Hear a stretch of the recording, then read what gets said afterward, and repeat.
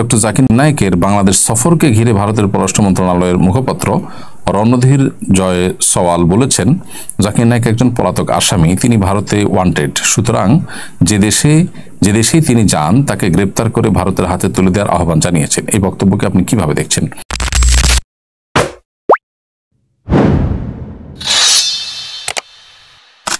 দেখুন, এটা তো এমন একটা কমেন্ট যে বিষয় আসলে সংশ্লিষ্ট বিষয় যারা অভিজ্ঞ তারা কথা বলবেন, কূটনীতিকরা হয়তো কথা বলবেন, পলিটিশিয়ানরা হয়তো তাদের অ্যাঙ্গেল থেকে এটাকে বিশ্লেষণ করবেন। কিন্তু আমি একজন সাধারণ মানুষ হিসেবে মন্তব্য করতে চাই যে যেই কথা ভারত বলেছে সেই কথা ভারতের খুব ঘনিষ্ঠ মিত্র দেশ মালয়েশিয়াকে তারা কতটা বলতে পেরেছে, বা মালয়েশিয়া কি তাদের সে কথা আদৌ আমল নিয়েছে কিনা, বা তাদেরকে বলেছে কিনা আদৌ। মালয়েশিয়া তো ডক্টর জাকির নায়েককে অত্যন্ত শ্রদ্ধার সাথে সেখানে তারা গ্রহণ করেছে এবং স্থান দিয়েছে। তো এখান থেকে পরিষ্কারভাবে বোঝা যায় যে বাংলাদেশ দীর্ঘদিন পর্যন্ত যে নতজানু পররাষ্ট্রনীতি বাংলাদেশে চর্চা হয়ে আসছে, এই রকম আবদার করাটা সেটারই ফলশ্রুতি। তা না হলে পাল্টা আরেকটি প্রশ্ন করা যায় যে বাংলাদেশের সাবেক ফ্যাসিস্ট সরকারের যে প্রধানমন্ত্রী ছিলেন তিনি এখন ভারতে আছেন এবং তার নামে তা মামলা হয়েছে, বিচার চলছে। ভারতের কি উচিত না তাকে বাংলাদেশের হাতে তুলে দেওয়া? বাংলাদেশের হাতে তুলে দেওয়ার সে কাজটি ভারত করেছে, অথচ তারা জাকির নায়েকের মতো একজন দায়ী মাজলুম, যার প্রতি অন্যায় অবিচার ভারত সরকার করেছে দীর্ঘদিন পর্যন্ত, তারা সে অন্যায় করবার আবদার আবার বাংলাদেশের কাছে করেছে। এটি খুবই হাস্যকর এবং অবাস্তব। আমি একজন সাধারণ মানুষ হিসাবে, নাগরিক হিসাবে আমার মন্তব্য এটি। আল্লাহ রাব্বুল আলামিন ইসলামের দায়ীকে হেফাজত করুন এবং তার বাংলাদেশ সফরের যে সম্ভাবনা দেখা দিয়েছে সেটা আল্লাহ তাআলা নিরাপদে করুন, আমরা দোয়া করি। এবং এ বিষয়ে সংশ্লিষ্ট যারা আছেন প্রত্যেকে অবশ্যই তার সফরের নিরাপত্তার বিষয়টা নিয়ে ভাববেন এবং পরিকল্পনা করবেন এবং যথাযথ পদক্ষেপ গ্রহণ করবেন। কিন্তু কোনোভাবেই ভারত সরকারের এই দাবি অন্তত গ্রহণযোগ্য না। এটা খুবই হাস্যকর দাবি বলে আমি মনে করি। তারা যেটা নিজেরা করছেন না সেটা অন্যদের উপরে চাপাতে চাচ্ছেন এবং দীর্ঘদিন পর্যন্ত পররাষ্ট্র নীতিতে আমাদের যে নতজানু পররাষ্ট্রনীতি বিশেষ করে বিগত 15-16 বছর যাবত আমাদের দেশে চর্চা হয়েছে, সেটার কারণে তারা এরকম আমাদের কাছে আবদার করবার সাহস করেছে।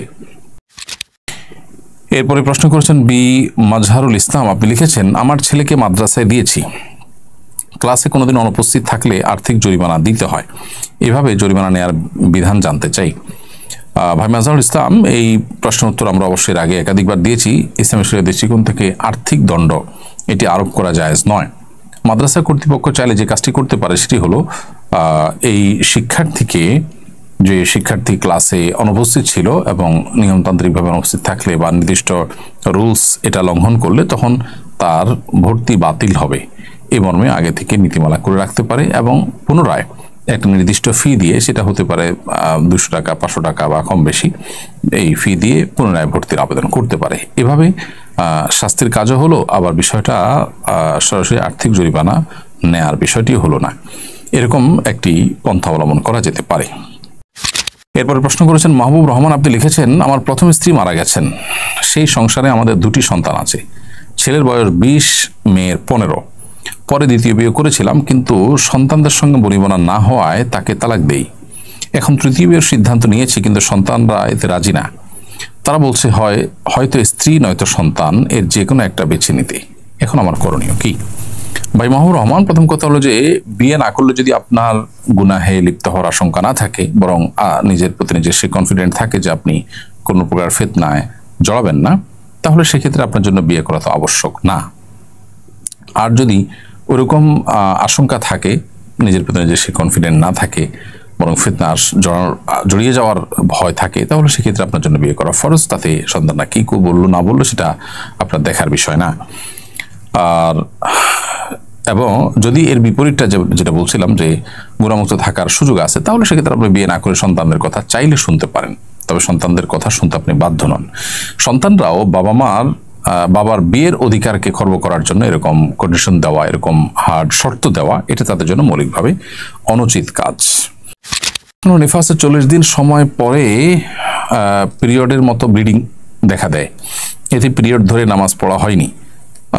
40 দিন পর আরো 8 দিন পার হয়ে গেল, এখনো হালকা বাদামি স্রাব দেখা যাচ্ছে, এখন কি নামাজ পড়া যাবে?